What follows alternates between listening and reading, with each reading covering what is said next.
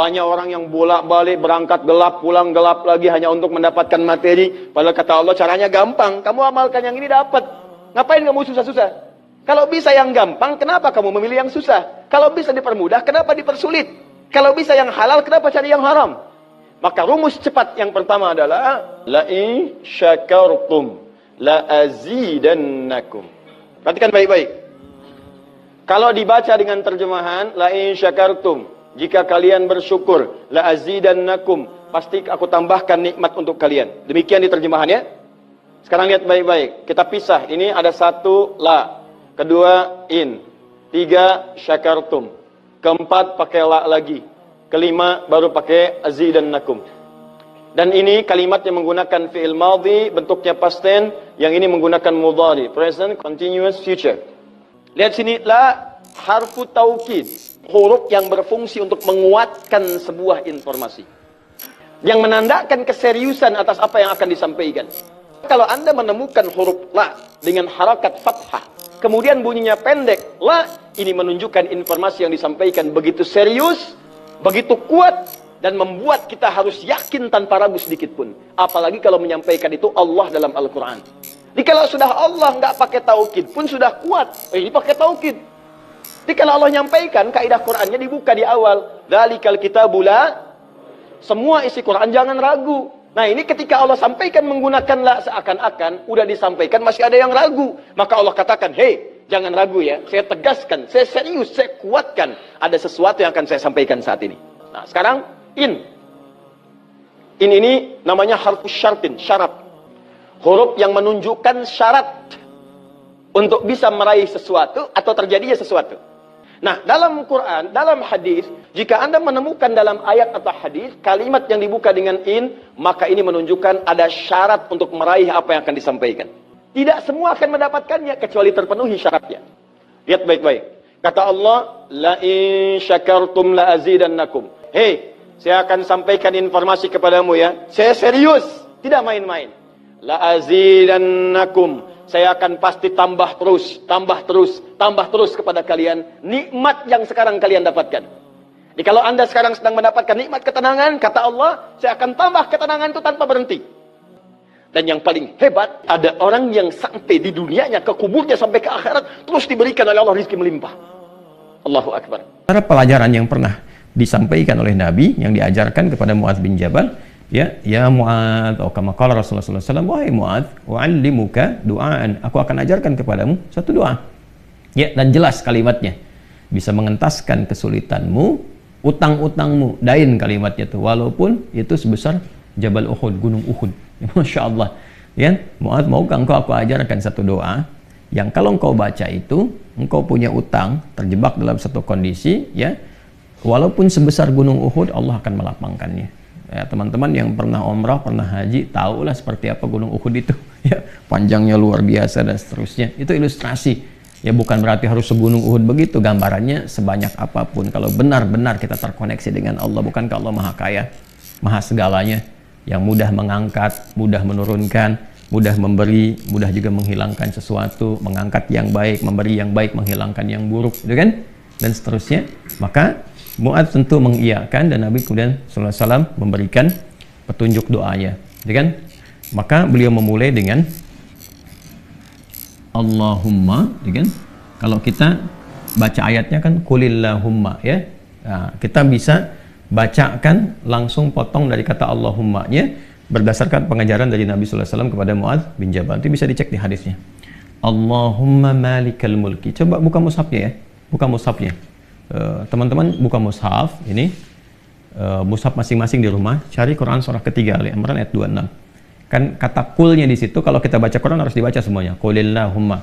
Tapi kul itu kan katakan, ya, perintah Allah kepada Rasulullah. Nah, kita bisa dalam konteks berdoa, kita bisa langsung bacakan dari Allahumma-nya. Allahumma malikal mulki. Saya ulang ya. Allahumma malikal mulki, tu'til mulka man tasha' wa tanzi'ul mulka mimman tasha' wa tu'izzu man tasha' wa tudhillu man tasha' biyadikal khair innaka 'ala kulli syai'in qadir. Jadi dimulainya dari Allahumma-nya sampai ke ujung ayatnya. Sudah? Dah ya? Allahumma malikal mulki tu'til mulka man tasya. Ya Allah yang menggenggam segenap kekuasaan. Engkau memberikan kekuasaan pada siapa yang Engkau kehendaki. Wa tanzi'ul mulka mimman tasya, dan juga mencabut, mengambil kekuasaan dari siapa yang Engkau kehendaki. Wa tu'izzu man tasya, Engkau mengagungkan, mengangkat siapa yang Engkau kehendaki. Wa tudhillu man tasya, dan Engkau bahkan merendahkan di antara makhlukmu yang Engkau kehendaki sesuai dengan hukum-hukummu. Biyadikal khair, segala ketetapan kebaikan dan segala kemuliaan ada dalam ketetapanmu. Innaka ala kulli syai'in qadir, hanya Engkau yang paling kuasa untuk menetapkan segala hal. Rahmanad dunya wal akhirah, ya Allah yang maha pengasih, yang sempurna kasihnya dalam urusan dunia dan akhirat. Wa rahimahuma, dan sempurna kasih sayangnya dalam segala urusan dunia dan akhirat. Tu'tihi man tasya, Engkau memberi siapapun baik di langit ataupun di bumi kepada siapa yang Engkau kehendaki. Wa tamna'u minhum man tasya, Engkau pun bisa mencegah apapun terjadi bagi siapapun makhlukmu di langit ataupun di bumi. Jadi kita mengambil dua hal nih, yang baik Allah kasih, dari yang buruk-buruk dicegah, gitu kan? Kemudian ini yang paling indah, aghnini bi rahmatika, ya Allah lapangkan aku. Aghni itu dari kata ghina, aghna yughni, aghni asal katanya dari kata ghina, sesuatu yang lapang dari segi harta, kayakan. Kadang diambil majas untuk mengayakan hati. Di sini maksudnya ke materi. Kayakan aku ya Allah, berikan aku kecukupan yang melapangkan aku, ya kan, dari urusan-urusanku. Maksudnya ini terkait hutang. Bi rahmatika, dengan rahmatmu. Ya ini bahasanya indah sekali, ini balaghahnya tinggi banget ya. Ya kalau kita ambil ke bahasa kita kan begini. Ya Allah, yang paling sayangkan Engkau, yang paling punya kan Engkau, yang menguasai dunia dan akhirat kan Engkau, yang memiliki kebaikan kan Engkau, yang mencegah dari segala yang sulit pun kan Engkau, yang punya solusi semuanya Engkau. Maka dengan kepasrahanku kepadamu dan pengakuanku atas semua rahmat dan kekuasaan keagungan yang Engkau miliki, aku memohon dengan rahmatmu, dengan kasihmu, hanya Engkau yang sayang ya Allah, yang bisa menyelesaikan urusanku, ya, dan dengan rahmatmu aku mohon yang bisa melapangkan keadaan hartaku untuk melunasi utang-utangku. Kalau aku memohon kepadamu saja dengan segala kasih sayangmu, kepada sifat sayangmu, ya kan? Kalau aku memohon dengan segala sayangmu belum Engkau kabulkan, maka kepada siapa lagi aku mesti mohon? Sedangkan Kau yang paling sayang kepadaku. Kalau yang paling sayang saya tidak memberi, lantas kepada siapa saja? Ya, kepada siapa lagi aku mesti memohon? Maka aku mohon ya Allah, lapangkan keadaan diriku dengan sayangmu itu, sehingga aku tidak memohon dan meminta lagi kepada selainmu. Ini, ya, aghnini bi rahmatika an rahmatin man siwak. Ya Allah, semua orang sudah mengatakan nggak bisa, ini nggak mungkin, ini nggak mau, itu tidak. Maka aku mohon kepada yang paling sayang kepada aku. Kalau kepada yang paling sayang saja belum dikabulkan, lantas kepada siapa lagi aku mesti meminta? Mohon lapangkan diriku dan berikan aku kekuatan, sehingga dengan rahmatmu aku tidak meminta kepada siapapun selainmu. Ini indah banget nih kalau kita turunkan dalam bentuk pemaknaan yang balaghahnya. Ini teman-teman doanya. Ya. Setelah itu akhirnya dengan Al-Fatihah. Fatihah itu pahalanya banyak banget, kan? Di antara namanya, selain pahala itu juga ada fungsi-fungsi fadilahnya, keutamaannya. Ya, apa di antara fungsi keutamaan fadilah itu disebut juga dengan Al-Kafi, Asy-Syafi, yang mencukupkan segala hal, kan? Yang dengan izin Allah bisa menyembuhkan, karena intisari Quran itu ada di Al-Fatihah. Maka diakhiri dengan Al-Fatihah, kemudian setelah itu tutup dengan sholawat. Tutup dengan sholawat. Nah, nanti ada hadis lain yang mengajarkan kaitan antara hutang dengan memperbanyak sholawat kepada Nabi Muhammad SAW. Ya, nah sholawat ini juga penting teman-teman sekalian, diperbanyak di akhir ya. Jadi setelah baca tadi Quran surat Nuh, Ali Imran, ya istighfar dulu. Jadi kalau kita rumuskan kan ketemu 5 kan? Ya, dari mulai kita istighfar dulu dengan segala ketulusan, dalilnya surat Nuh itu. Kemudian di surah Ali Imran kita bacakan, terus praktek doanya kita temukan. Setelah itu Al-Fatihah. Setelah itu kemudian sholawat kepada Nabi Sallallahu Alaihi Wasallam. Nanti di hadis lain ada seseorang yang diajarkan oleh Nabi Sallallahu Alaihi Wasallam untuk memanfaatkan, nah ini dia, kapan waktu, di pertengahan malamnya, ya, untuk memanfaatkan pertengahan malam itu terkait dengan utang piutang juga. Nah, lalu dia berkata, apa yang harus kami lakukan ya Rasulullah? Yang perbanyak gitu kan, ibadah kepada Allah. Lalu diajarkanlah sholawat. Aku akan mengambil, kata orang itu, sepertiganya, kata Nabi, itu baik. Kemudian kalau bisa tambah, aku akan mengambil 2/3-nya, kata Nabi, kalau itu baik. Lalu kalau bisa tambah, aku akan mengambil keseluruhannya. Ketika orang itu menghidupkan sholawat di akhir-akhir malam itu, ya maka Nabi SAW langsung berkomentar, kama qala Rasulullah SAW, maka Allah akan mencukupkan bahkan melebihkan apapun yang kamu rasakan gitu ya, yang kamu hadapi. Nah itu beberapa ulama menempatkan bab itu dalam pengantasan utang piutang. Jadi kalau kita ketemulah kemudian di sana 5 bagian, yang kelimanya ditutup dengan keadaan ini kapan, yaitu waktunya tengah malam dan ditunaikan, diawali dengan sholat dulu untuk mengoneksikan diri kita kepada Allah Subhanahu wa taala. Jadi kalau Anda bertanya kapan ini dibacakan, ya, saya ulangi, kapan ini dibacakan? Yang paling pokoknya adalah di pertengahan malam, di sepertiga malam. Jadi bangun malam hari supaya ada getaran kejiwanya lebih cepat mengamalkan Quran. Surah Al-Muzammil itu surah 73 ya, di ayat yang ke-6. Inna nasyi'atal laili hiya asyaddu wat'aw wa aqwamu qila. Bangun malam itu bacaannya menyentuh kepada jiwa, lebih mudah mendapatkan kekhusyuan. Jadi sepertiga malam bangun, istighfar gitu kan. Ya, setelah sholat kita supaya bangun konektivitas dulu. Sholat itu kan kalau sudah bagus khusyuk, konektivitasnya tinggi. Setelah itu baru diistighfari. Istighfar menjelang sahar. Ya, wabil asharihum yastaghfirun, menjelang sahar mereka banyak istighfar. Nah, kalau sudah beristighfar, itu Masya Allah nanti di Quran surah ketiga ayat 17 itu nanti akan diberikan oleh Allah 4 kekuatan yang bersanding dengan orang istighfar. As-sabirina was-sadiqina wal-qanitina wal-munfiqina wal-mustaghfirina bil ashar. Punya kekuatan untuk sabar, punya kekuatan untuk membenarkan ajaran Quran dan mengamalkannya. Kemudian apa lagi? Qanitin, khusyuk ibadah. Orang yang biasa bangun malam istighfar di ujung malam tuh lebih khusyuk ibadahnya. Nanti wal munfiqin, bisa jadi rajin infak, setara itu. 4 itu bisa setara. Jadi orang yang istighfar, pemahaman pertamanya bisa setara amalnya dengan orang yang rajin infak, yang khusyuk ibadah, orang yang membenarkan isi kitab dan mengamalkan, serta orang sabar. Pemahaman berikutnya adalah mendapatkan 4 keutamaan ini. Bisa rajin infak. Bagaimana bisa infak kalau nggak ada yang diinfaki? Ya, makanya itu satu-satunya juga yang menguatkan kembali bahwa ketika bisa istighfar dipraktekkan di ujung malam, wabil asharihum yastaghfirun. Kapan istighfarnya? Setelah tahajud. Dari mana taunya? Quran surah 51 dari ayat ke-15 sampai ke-18. Innal muttaqina fi jannati wa 'uyun akhidina ma atahum rabbuhum innahum kanu qabla dzalika muhsinin. Ayat 17-nya, kanu qalila minal laili ma yahja'un. Kan mereka itu orang-orang yang sedikit tidurnya, maksudnya menghidupkan malam, rajin tahajud. Setelah itu apa? Wabil asharihum yastaghfirun. Menjelang waktu sahar, sepertiga malam ke waktu sahar, ya, dekat-dekat ke fajar dia banyak istighfar. Nah, saat istighfar itulah dia dapatkan sampai hatinya khusyuk, baru bacakan ini.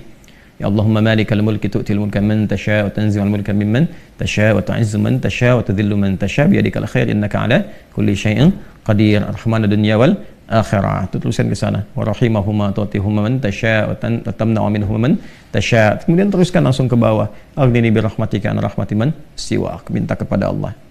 Ya, setelah itu boleh sertakan kemudian bahasa-bahasa kita minta. Terus baca Al-Fatihah, tutup dengan salawat kepada Rasulullah sallallahu alaihi wasallam. Ya, itu dibiasakan. Nah, sampai mendapatkan kekuatan, tapi bukan berarti tidak berikhtiar. Setelah itu ikhtiar tetap. Ya, tetap berikhtiar. Ya, bagaimana cara berikhtiarnya? Itu bisa kita bekerja dengan baik. Kalau nggak ada modal sama sekali, misalnya kita berikhtiar dulu dengan amal kebaikan. Datang ke masjid, berusaha rapi-rapi, gitu kan? Kemudian kita lihat ke DKM-nya, misalnya mengajukan dulu permintaan. Nggak usah banyak-banyak pinjamnya. Pinjamlah misalnya 100.000, 200.000, atau 500.000. Kemudian setelah itu cari peluang-peluang, misalnya di majelis-majelis ilmu kan banyak orang belajar itu. Ya, belilah modal tertentu, beli makanan atau minuman. Terus kontak ke DKM-nya, sampaikan. Ya, supaya nanti ada sinergi antara jamaah dengan yang dagang. Bicara dengan baik-baik sehingga nanti diumumkan. Ustadznya juga menyampaikan, berikan kelapangan kepada teman-teman yang sedang misalnya mencari rezeki berjualan, dapat dari situ, tambahkan lagi berdoa. Bisa jadi tiba-tiba Allah berkehendak menggerakkan orang-orang tertentu yang baik dan sebagainya. Buka Quran surah ketiga Ali Imran ayat 169 sampai 171. Contoh dulu. Kemudian sampai dengan ke akhiratnya lebih banyak lagi. Ada yang kemudian ke surganya dengan keluarga besarnya. Quran surah 13 ayat 23 sampai dengan 24. Ada yang langsung dapat seluas langit dan bumi. Quran surah ketiga ayat 133 sampai 134. Ada yang kemudian di taman surga. Quran surah ke-51 ayat 15 sampai dengan 23. Ada yang kemudian surganya Firdaus. Quran surah ke-23 ayat yang 1 sampai dengan ayat ke-9. Ada yang surganya itu teman-teman di surga seperti biasa, tapi semua yang pengen ada. Yang paling hebat itu, ada yang di dunianya pengen sesuatu, nggak kedapatan, tiba-tiba meninggal. Misal Anda mau lewat sini tuh, ada yang jualan somai. Mau nyobain, pengajian udah dimulai. Nggak enak orang nyimak, Anda makan somai. Makanya orang ini langsung ke pengajian. Begitu keluar pengajian, mau beli habis. Ya Allah habis. Begitu bilang, ya Allah habis, meninggal. Misal. Tiba-tiba orang ini masuk surga. Ya, karena di pengajian sempat tobat. Tobat, keluar, dapat pahala. Begitu meninggal, langsung tuh kontan dibayar. Ya, dapat sesuatu. Begitu kemudian dapat masuk surga. Di mana surganya? Ada yang paling menarik. Ada yang masuk surga kelasnya istimewa. Quran surah kedua ayat 25. Paling kanan sebelah atas. Ya, wabashshiril ladzina amanu wa 'amilus solihati anna lahum jannatin tajri min tahtiha al-anhar. Kullama ruziqu minha min samarati rizqa qalu hadzal ladzi ruziqna min qabl. Yang paling menarik, wa utubihi mutasyabihan. Ketika dia masuk ke dalam surga, ada yang kepikiran nikmat dunia yang belum dia dapatkan. Begitu dia masuk, ya Allah somai. Wa utubihi mutasyabihan, muncul persis seperti apa yang dia bayangkan dulu. Sling. Wah. Alhamdulillah. Itu istimewa. Kata Allah, saya pasti akan tambah terus nikmat pada satu golongan hamba. Tambah lagi. Kalau bentuknya materi, gak pernah berhenti tuh. Seperti Utsman dapat, Abdurrahman bin Auf dapat. Kalau bentuknya ketenangan, tenang terus. Kalau bentuknya keturunan, keturunannya itu terus begitu lahir, soleh lagi. Lahir, soleh lagi. Caranya apa? Ini kuncinya. Syakartum. Ini amalannya. Syukur.